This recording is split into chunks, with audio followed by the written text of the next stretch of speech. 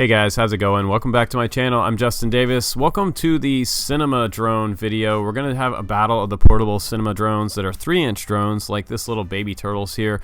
This is a 145mm frame with a Runcam Split 2 mini on board, F4 flight controller, 1408 motors, and replaceable arm frames at 3mm for the arms. Also optional receiver options on here with a 200mW VTX, and this is actually making some pretty good footage on 3S.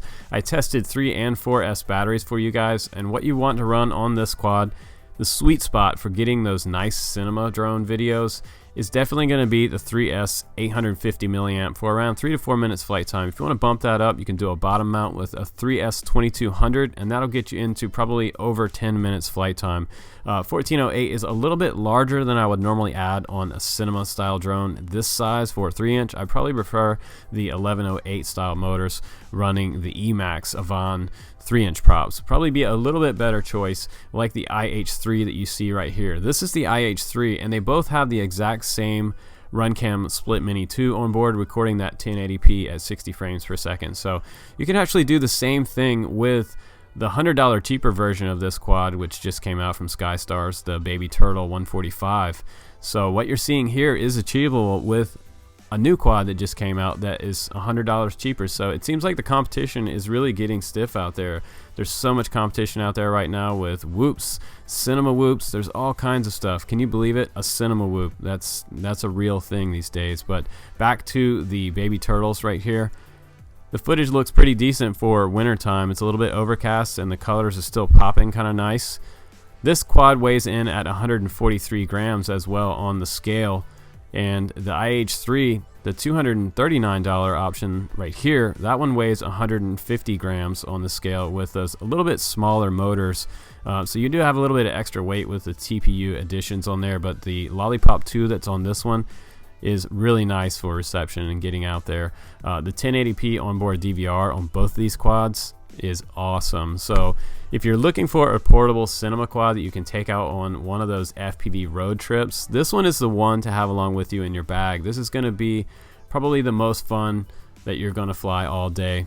Your 5-inch quads are a lot of fun, but these are going to be a little bit cheaper in the setup, and if you had a real problem, it's not a giant loss. At $139, it's not as big of a loss as something that you got like $300 or $400 into with a GoPro Hero 7 on front.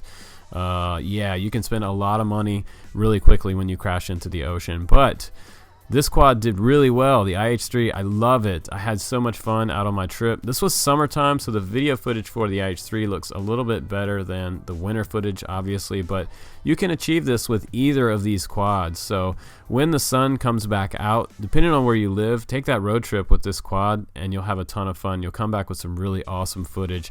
And I would suggest putting a Crossfire on there. That would be my first choice. The second choice would be the R9 Slim. If you want to get way out there using your R9 module on your Tyrannus, I believe they have a new Crossfire module converter for the iFLight as well. So I just saw that the other day. You guys want to check that out if you have one of the smaller transmitters like the iFLight.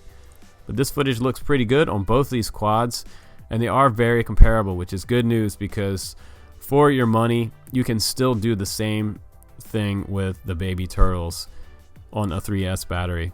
It's not really that flyable on the 4S battery because I got too much vibes at about half throttle with 4S on the baby turtles. So I'm not running the iH3 on 4S either. I'm actually running a 3S 2200 out here over the ocean, and I'm able to get well up into 13 to 14 minute flight time with those 1108 motors. So I'll put both links down below if you guys like the comparison that you see here.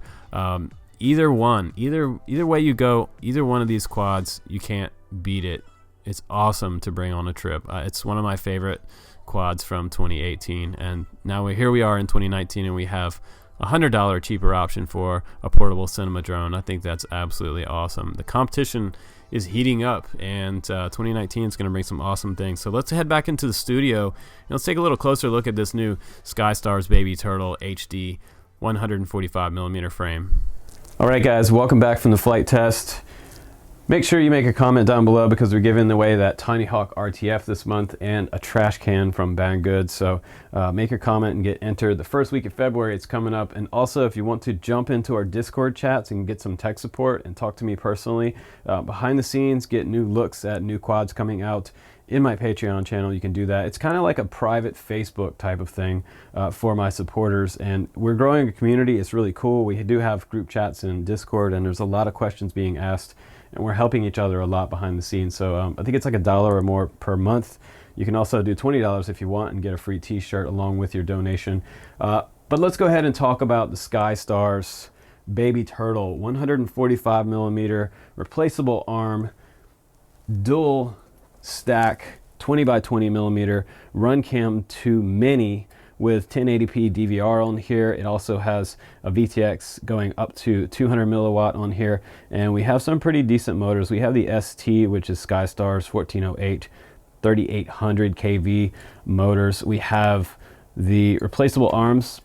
They are a single piece in the back and a single piece in the front. So the cool thing about this quad is that everything looks fairly durable on here, and you can also get just the frame if you wanted to build this up with your own components. I'll try to put the link down below for that too. GearBest has that available for like $20.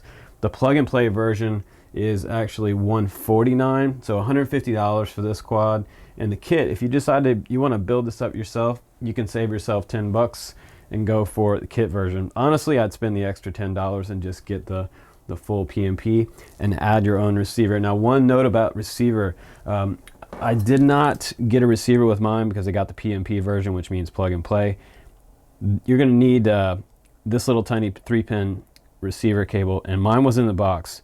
I don't know if some of my other reviewers got this little cable, but this is where your receiver plugs in for your S-Bus support, right next to the USB port for Betaflight. And I have Betaflight 3.4 on here from the factory, and I flew it exactly how it came from the factory for you guys. I did a top mount battery because that might give us less vibration in our video.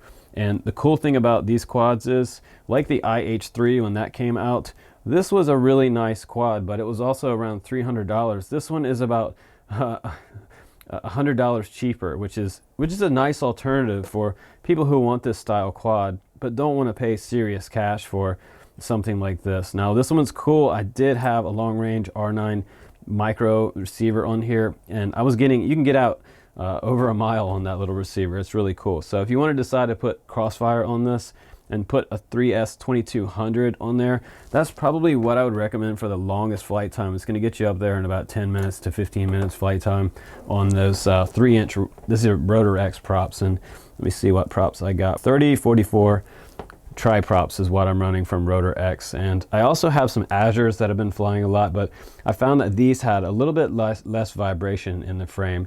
Now I would like to see that they had an MMCX connector on this VTX.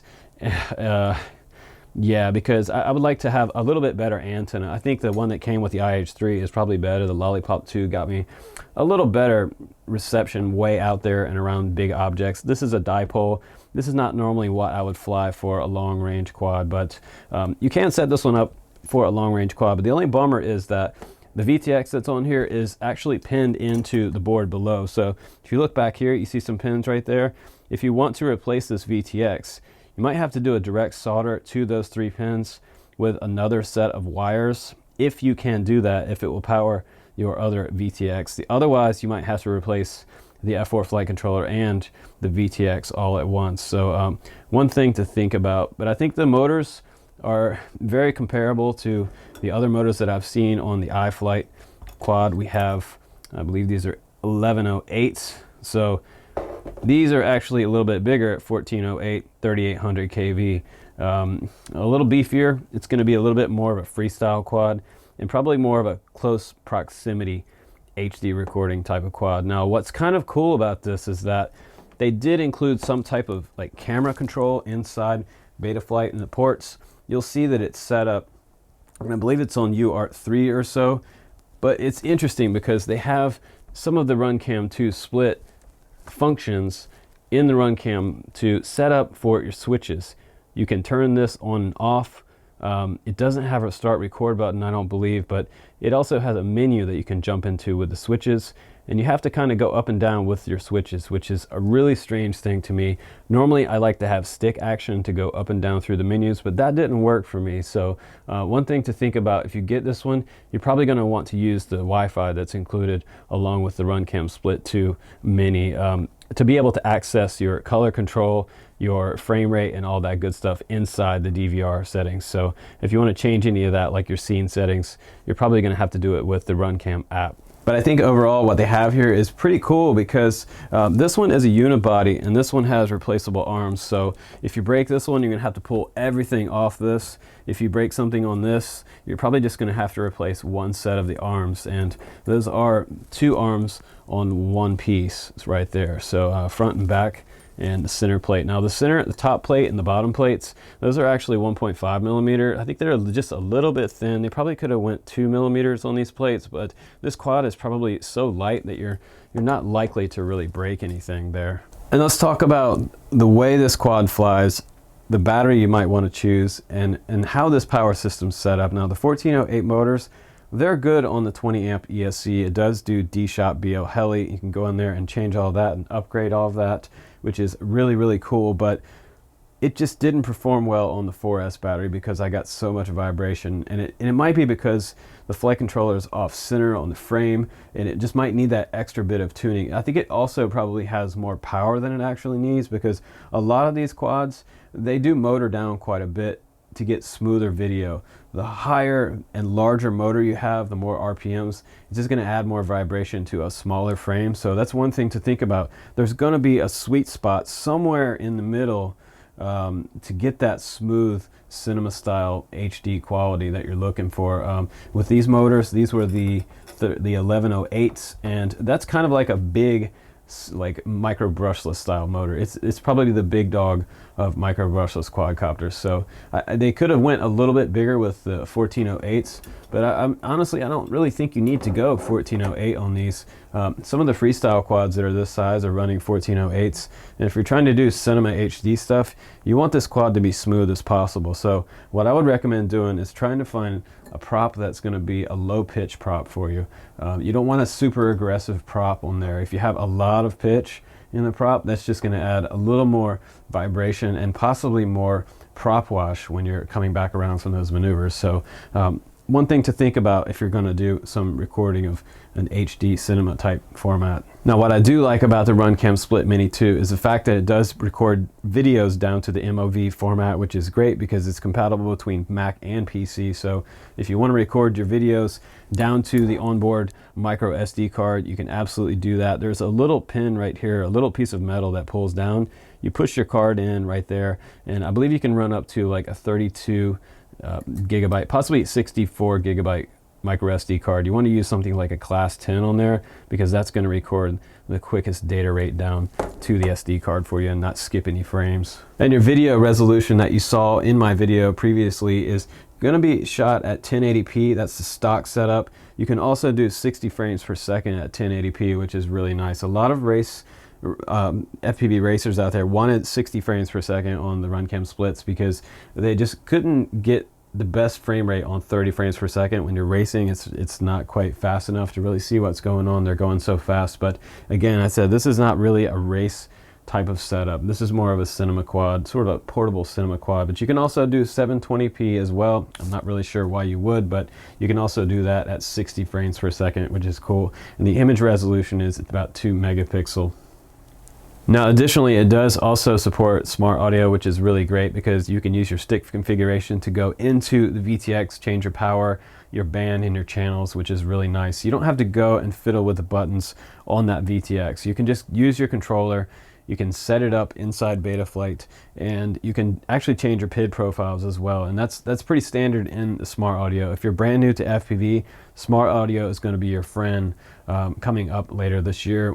The more you learn it, and the more you learn the menus, the better it's going to be for you, because you're really going to be able to customize your quad from the ground without having to actually hook up to Betaflight, which is really nice. You'll see it come up on the screen, and you can change everything inside there, all kinds of settings, the OSD menus and everything else. It's really changed the game a lot for FPV pilots. So I think as far as the fun factor goes on this particular quad, I'm going to say 5 out of 5 for the fun factor as long as you fly it on 3S. The 4S battery is just too much for it. It's too much vibration in the video.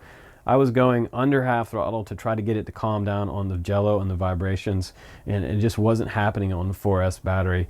I'm definitely going to recommend a 3S 850 milliamp battery for your beginner battery. If you want to have a longer flight time than 3 to 4 minutes, I would suggest, hey, trying to even go up to something like a 3S 1000 or going all the way up to a 1250. If you want to really get crazy with it, you could do a 3S 2200 on the bottom. It's going to fly like a hog, but you're going to get longer flight times. And if you're only doing cinema style stuff, like really straight ahead shots with slow pans and really seeing the environment that you're flying in, enjoying the environment, and make some nice smooth and cool videos like that, the 3S 2200 is absolutely fine, because that's what I flew on this. And you know, this has smaller motors, so keep that in mind. This one can probably have a little more power to weight ratio in the thrust. It can handle that 3S 2200. Also, your sweet spot on the cruise on this quad is probably going to be around a little over half stick. So when you're cruising, if you go up above about 75%, you're going to start to see some shaking in the quad, some jitters. So I'd say fun factor is 5 out of 5. The build quality, I actually like a lot. I think the build quality is probably around a 4.3, and yeah, not any higher than that, because Skystars still has some room for improvement. I think they could probably do a little bit better, but a lot of these companies now, these Chinese companies, are starting to throw in name brand stuff on some of these cheaper quads, which is kind of amazing that they're able to squeeze some of this more expensive stuff on these quads, and it must be because they buy it in bulk and they get a little better rate on it than people back in the States do, and they have a direct source to Runcam.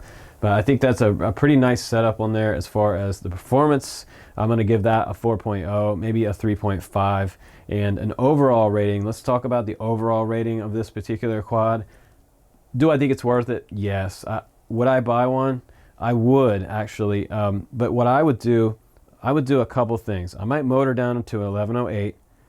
I also might add a 600 to 800 milliwatt video transmitter on here, but this is all for long range type of setup and the longest flight time, and that's sort of what these quads are geared towards. I think the iH3 probably has the better setup mechanically for this, what you're actually using it for HD and cinema recording. This one is probably a little bit better choice. But if you're going for something a little bit cheaper and you want to do something very similar to what the iH3 does, this one's obviously the easy pick at $149. So around $100 cheaper. Yeah, that's an easy pick for people that are on a budget. So overall star rating, let's go ahead and say about a 4.4 out of 5. So not the highest score and not the lowest score on the channel. I think it's a pretty good quad. And if you're looking for something like this style, but you want to save a few dollars, you can go for that one. If you want to have something a little nicer, and it's going to be a little better setup right out of the box with dual capacitors, the Lollipop 2 on the back, top and bottom mount options, and mountable receiver up front like I have there, go for the iH3 then, if you want to spend a little more money and get a little bit better product. But either way you go, guys, I'm here to bring you the honest truth about these products, and try to give you guys the best heads up about what's out there and what you're going to get for your money. So I appreciate you guys watching the channel as always, and yeah, the battle is on. The battle of the cinema quads is here, and the competition's heating up because things are getting cheaper and cheaper. As you've seen over the last 6 months, it's been crazy. There's all kinds of competition in different directions for whoops and micro brushless, and now the mini cinema drones. It's getting really exciting, and 2019 is going to be really exciting for the industry in general. A lot of changes are coming down the pipe, so a lot of new prototypes are headed this way as well. If you'd like to support me on Patreon, hop on that, and I can probably show you guys some early sneak peeks of what's coming out for 2019 as well behind the scenes. We can talk about Discord stuff and questions and whatever you wanted to ask me behind the scenes in private chat. You can do that as well, but make your comment down below, and good luck everybody at the end of this month. And thanks for watching the Drone Camps channel, guys. Please do click that like and subscribe, and hit that notification button bell down there so you can know when the new videos are coming out. All right, guys, take care. I'm Justin Davis. I'll see you on the next one.